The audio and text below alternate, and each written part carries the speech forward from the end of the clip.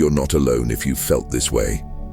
Many people begin their spiritual journey expecting to feel empowered, enlightened, and filled with new motivation. But then something paradoxical happens.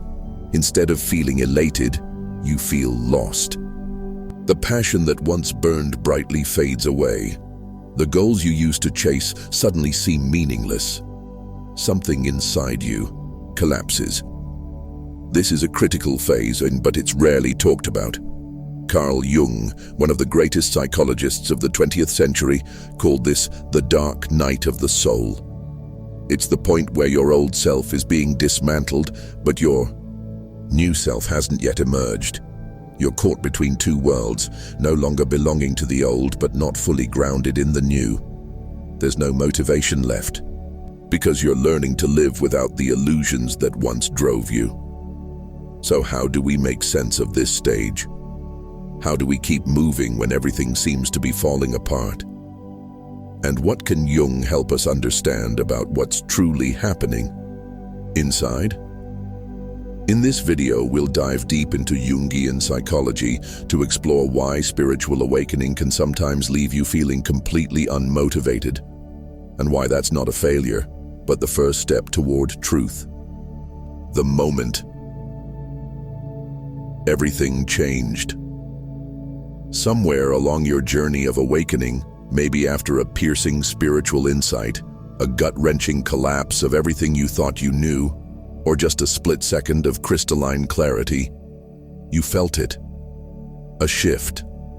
Not a thunderclap or a bolt of lightning, but something quieter, deeper, like the soft click of a lock finally turning.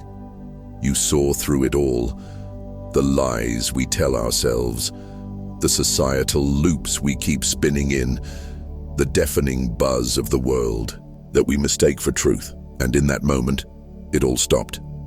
Not just the chaos, but time, identity, desire. The universe, it seemed, exhaled, and in that vast pause, there was silence. At first, it was beautiful. The silence felt like sanctuary, like you'd stepped outside the matrix and into some sacred stillness. It was as if life had always been a dream and you'd finally woken up. Everything sparkled with meaning. You walked differently, breathed differently. You weren't chasing anything anymore. You were something, free, whole, or so you thought. But over time, that clarity didn't evolve into purpose. It unraveled into ambiguity. What once felt like liberation started to feel like disconnection, like watching your life through glass. The wonder began to fade, not in a dramatic blaze, but in quiet drips, like water seeping through cracks in the foundation. The meaning, the aliveness, it didn't leave with a bang. It just dissolved, like mist. And suddenly, without realizing when it happened, you were left standing in a life that felt numb, not broken, not tragic, just muted. You stopped trying to fix it, stopped trying to find your next thing. Not out of apathy, but because the chase itself began to feel like another illusion. And that's when the question began to echo louder. Why does the truth feel like emptiness? Why, after stripping everything down to what's real, does it feel like there's nothing left? This is the shadow side of awakening that no one warns you about. We glamorize it. This idea that once we know, we'll be on fire with purpose, gliding through life with enlightened certainty. But awakening doesn't always ignite you. Sometimes it burns everything down. Sometimes it doesn't give you answers. It just steals your ability to believe in the old ones. And in that void, in that wilderness where no maps exist, you're left to wonder. But maybe that's the point.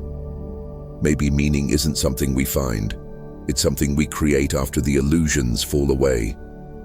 Maybe the silence isn't the end. Maybe it's the invitation. Not to go back to sleep, not to rebuild the same structures, but to stay in the void long enough to realize that you are the fire.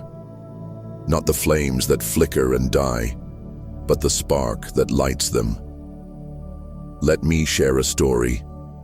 A few years ago, I spoke with a friend named Norah, someone I'd always admired for her brilliance and spiritual curiosity.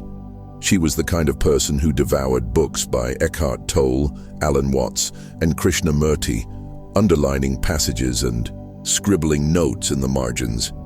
She attended meditation retreats, practiced yoga, and seemed to radiate an inner light that drew people to her. Then, after a particularly intense period, what she later called her dark night of the soul, she had a massive awakening. Norah described it as a moment of pure clarity, like waking up from a dream she hadn't realized she was in. She saw through the illusion of her identity, her ego, and the relentless pursuit of external success. It was like I'd been playing a game my whole life, and suddenly I saw the board for what it was. She told me I didn't want to play anymore. For a few weeks, she was euphoric. She felt free, unburdened by the need to prove herself or chase society's definitions of success. But then, something shifted. 2 months later, I found her sitting in her apartment, staring at the ceiling, barely able to get out of bed. I used to cry over not achieving enough, she said, her voice flat. Now I don't care whether I do anything at all. I thought awakening would light me up, not leave me like this. Norah's story isn't unique. It's a pattern I've seen in countless others, seekers who, after glimpsing the truth, find themselves in a fog of numbness, disconnection, and loss of motivation. This isn't the glamorous, Instagram-worthy version of spirituality we're sold. It's raw, disorienting, and deeply human, and yet it's also profoundly sacred. Carl Jung and the Post-Awakening. Carl Jung, the father of analytical psychology, understood this phenomenon long before Instagram quotes and TikTok gurus tried to package it in bite-sized inspiration.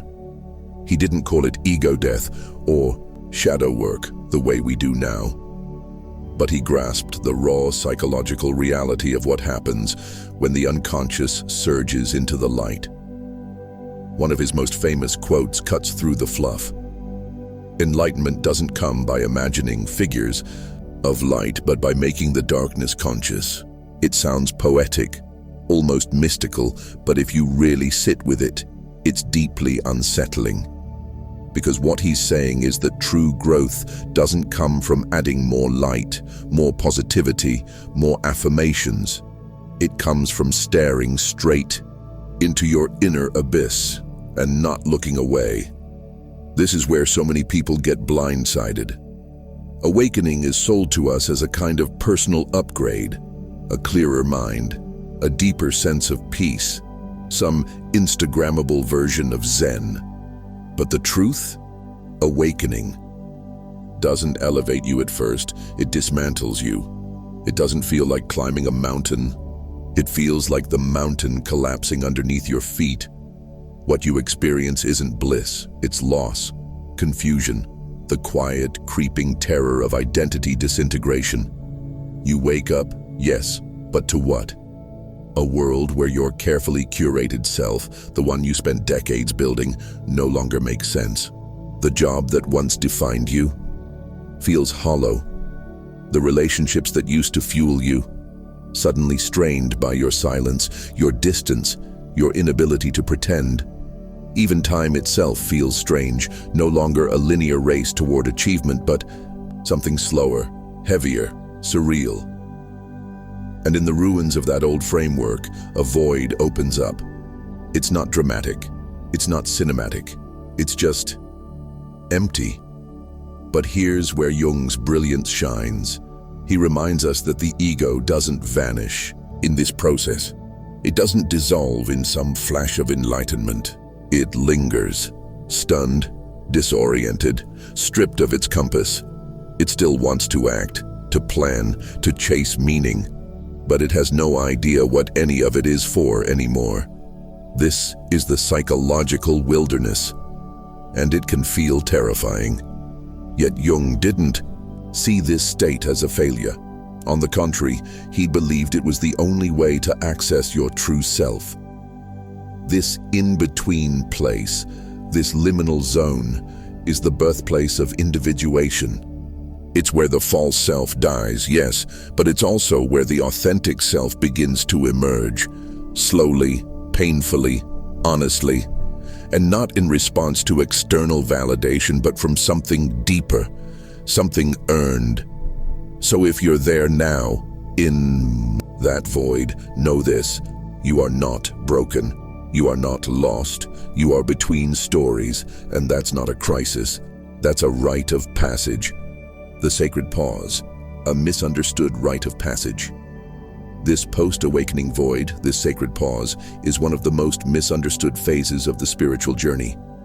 Our modern world, obsessed with productivity and progress, has little patience for stillness. We're conditioned to see pauses as paralysis, to mistake silence for laziness, but Jung saw it differently. He believed this in-between phase was not only inevitable, but necessary. It's where the real work of transformation happens. In ancient myths and teachings, this phase is often depicted as the hermit phase, or the dark night of the soul. It's the moment when the hero retreats to the wilderness, the monk enters the cave, or the caterpillar dissolves into goo inside the cocoon. Yes, goo.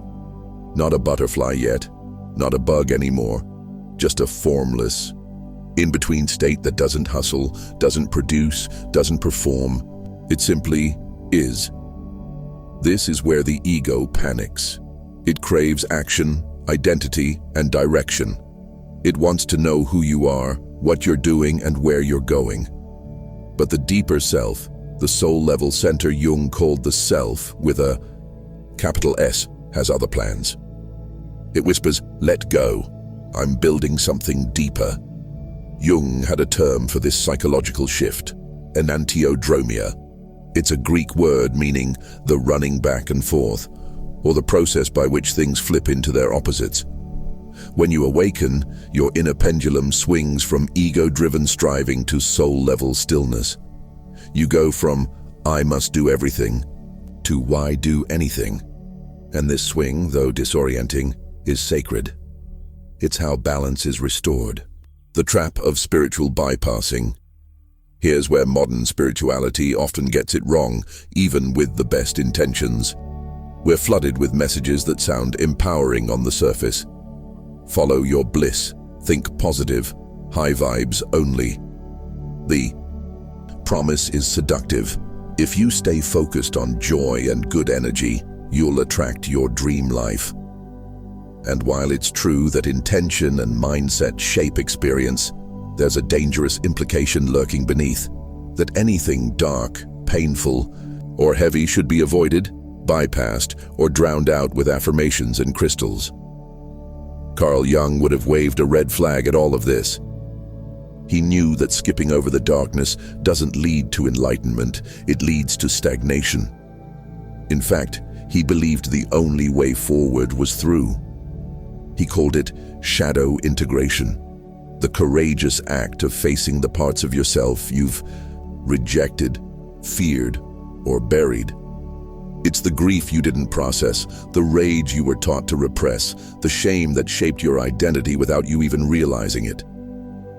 Transformation isn't about replacing the darkness with light. It's about illuminating the darkness until it becomes part of you, understood rather than denied. This is why the void that follows spiritual awakening is not a sign that something's gone wrong. It's not a glitch in your journey. It is the journey. It's the sacred pause, the space where your unconscious finally gets a chance to breathe. Your psyche, in its deep and ancient intelligence, pulls the brakes on your old ambitions, your compulsions to produce, to be seen, to keep chasing goals that no longer fit. It suspends your usual motivation not to punish you, but to reclaim you. To make space for the parts of yourself you've been too busy to meet. But here's the tricky part. This space feels awful. It feels confusing, empty, lonely. So we resist it. We try to fix it. We meditate harder, journal more, chase another teacher, another technique. But this resistance is precisely what keeps the real transformation at bay. You can't rush soul work, you can't force clarity. When you try to bypass the void, you only delay your own emergence. Yet if you stay, if you surrender to the stillness, if you allow the fog to settle instead of fighting it, you'll start to notice something subtle. A quiet shift. A new kind of motivation starts to rise, but it's not rooted in fear or ego. It's not about proving your worth or chasing some spiritual badge of honor. It's a deeper impulse, a call from the center of your being, whispering what truly matters, not what the world told you should. This isn't about becoming someone new. It's about remembering who you were before the world taught you to forget. And that remembering, that reclamation, is the real miracle. Jung called this the emergence of the self, not as a concept, but as a living inner compass. The self is the transcendent center of your being, the part of you that connects to something greater than your individual ego. It doesn't care about status, approval, or even clarity. It's here to express truth, to live authentically, to align with the deeper currents of existence. When the self begins to lead, you don't hustle, you respond. You're not driven by fear of missing out or the need to prove yourself. Instead, you're guided by what feels aligned, what resonates with your soul. This new kind of motivation isn't about chasing external rewards. It's about remembering who you are and why you're here. Let's return to Norah for a moment. After months of drifting in her post-awakening fog, she began to notice small changes. She started journaling again, not because she felt she should, but because she was drawn to it. She found herself saying no to opportunities that looked good on paper, but felt hollow. She began taking long walks, not to achieve anything, but because the rhythm of her steps felt like a conversation with something deeper. Slowly, she started to feel a quiet, inner pull, not to return to her old life, but to build a new one. This is what Jung called living the symbolic life. It's not about grand gestures or dramatic revelations. It's about trusting the subtle nudges of your soul, your dreams, your intuitions, the synchronicities that seem to whisper, "Pay attention." It's about recognizing meaning in the ordinary, in the quiet moments that don't make it to social media, redefining motivation. For most of your life, your motivation was driven by your ego identity, the constructed self, the version of you built from family expectations, cultural narratives, and social conditioning. You wanted to succeed, to impress, to be chosen, to belong. Carl Jung called this your persona, the mask you wore to function in society, the role you played to survive and succeed. It wasn't fake, but it wasn't the full truth either. It was a survival strategy, a costume tailored to win approval in a world that rewards performance over authenticity. Then, awakening happened, maybe gradually, maybe all at once. But at some point, the mask began to crack, and as it fell away, so did the old incentives. You looked around and realized you didn't want what you used to want.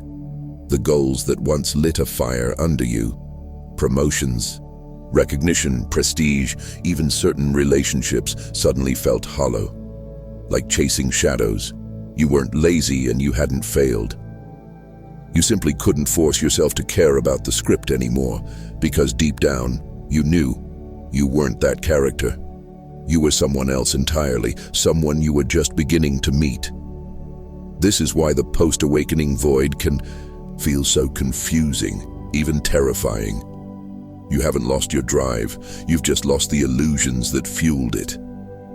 The ladder you were climbing, it's leaning against the wrong wall, and now, with nothing to prop you up, you're suspended in a strange stillness, waiting to rediscover a deeper why.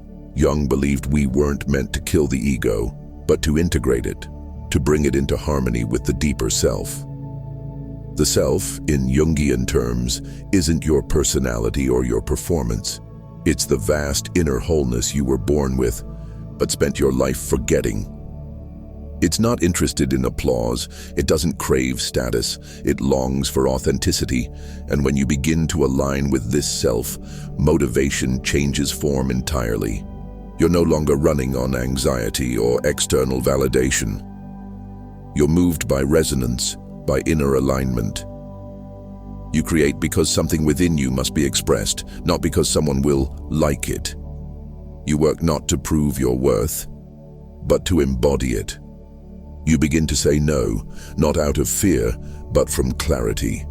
No to the shiny job that drains your soul. No to the relationship that dims your light. No to the idea that rest equals laziness.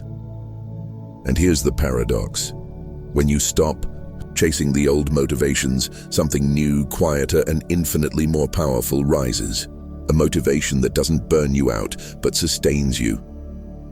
A kind of sacred fuel that whispers rather than shouts. You stop trying to become someone and start being who you already are. This is the redefinition of motivation, not a sprint toward success, but a return to alignment. Not a performance, but a practice. Not ambition, but authenticity. The beauty of the ordinary one. Of the most surprising truths about this phase of awakening is just how ordinary it can feel.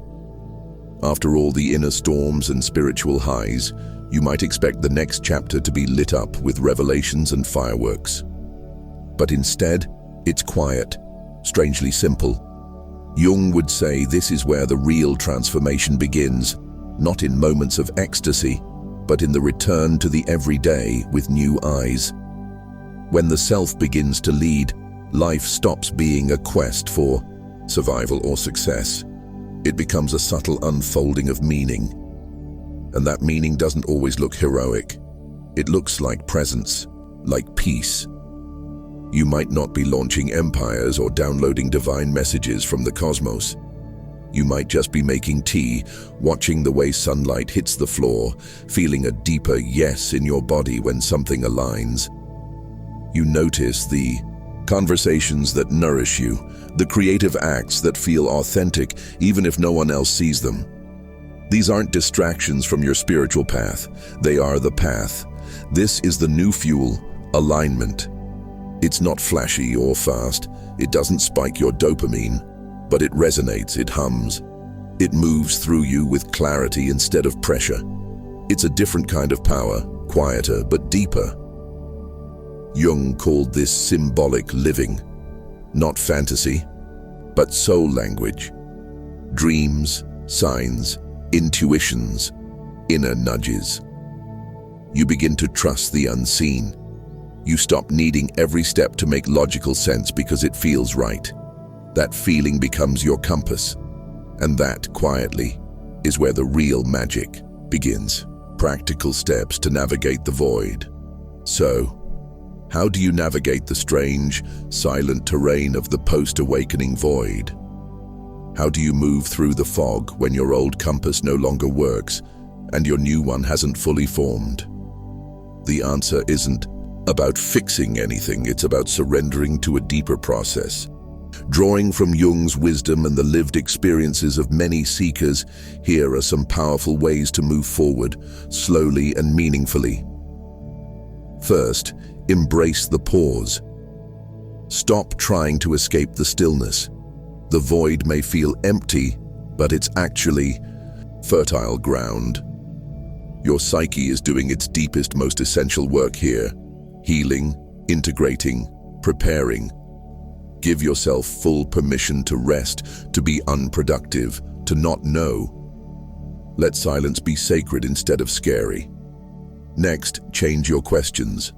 The ego asks, what should I do next? The self asks, what's quietly calling me? Trade urgency for curiosity. Instead of demanding a plan, listen for where life is, gently nudging you. Let your questions soften. Let them open rather than close. Face your shadow. Jung taught that real transformation only happens when we face what we've buried. Sit with your discomfort. Journal the thoughts you usually suppress. What fears still run the show? What parts of you have been exiled, ignored, dismissed? Bring them into the light with compassion, not judgment. Listen for the whispers. The self rarely speaks in fireworks. It speaks in nudges, an image in a dream, a line in a book, a sudden memory, a quiet tug of longing. Follow the subtle signs. They're breadcrumbs, not instructions. Redefine success. Let go of society's story. Success doesn't have to be loud, busy, or externally impressive. It might be a quiet moment of peace, a soul-deep conversation, an afternoon where you lose track of time doing what you love. Choose meaning over metrics, and most importantly, trust the process. This void isn't forever. It's a chrysalis. Something sacred is forming. Let it take the time it needs. You're not lost, you're becoming. The deeper flame. If you've been feeling like your spark is gone after awakening, know this: it's not gone. The old fire, the one fueled by ego, ambition, and external validation, has burned down to make way for a deeper flame. This new flame doesn't flicker when the winds of doubt or criticism blow. It's steady, quiet, and rooted in wholeness. Carl Jung didn't promise an easy path. He didn't say awakening would lead to constant bliss or effortless motivation. But he did say that the journey of individuation, of becoming your authentic self, is the most meaningful work a human can undertake. If you're here reading this, you're already walking that path. This isn't the end of your awakening. It's the beginning of your becoming. The post-awakening void, with all its confusion and stillness, is not a failure. It's a sacred pause, a rite of passage, a cocoon where the old you dissolves and the new you begins to take shape. And what about you? What has your journey through spiritual transformation looked like? We'd love to hear your story in the comments below. We want to sincerely thank you for taking the time to watch the video in its entirety. If you're interested in exploring more topics on spirituality, inner transformation, or mind philosophy, don't forget to subscribe to the Top Hidden Knowledge channel for more content on wisdom, spirituality, and personal growth. Or if you have time, check out other videos on this channel. Until next time.